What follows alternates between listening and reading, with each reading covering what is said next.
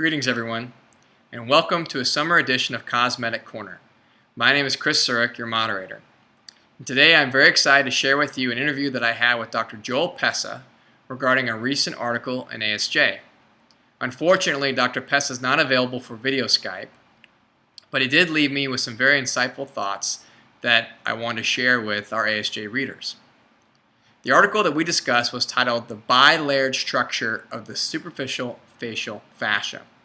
This article is out of South Korea, and we want to commend the authors on a very interesting article on a highly relevant topic. The goal of the article was to examine this concept of a bilamellar composition of the SMAS and temporal parietal fascia.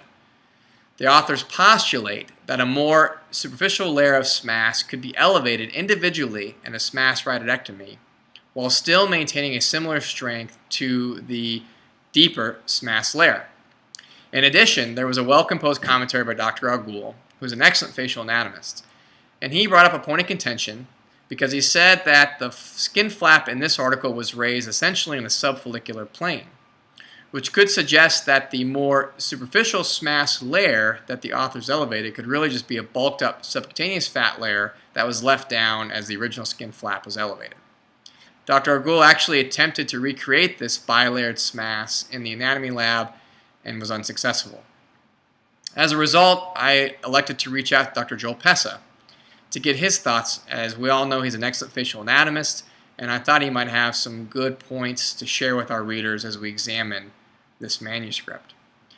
And for starters, he asked us to recall the original description of the orbital retaining ligament, which essentially suggests that the ORL is bilamellar and a bilayered structure.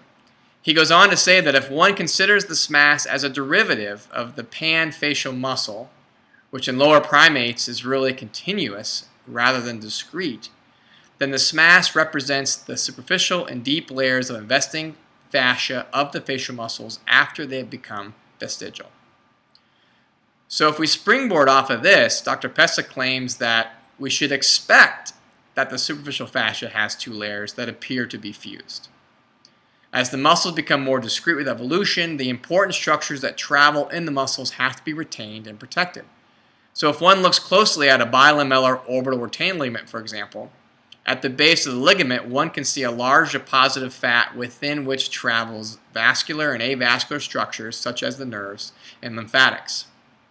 So in this way, the SMAS, as a bilayered structural derivative from the primitive pan-facial muscle apparatus of the face, is a highway system that traffics delicate structures around the face.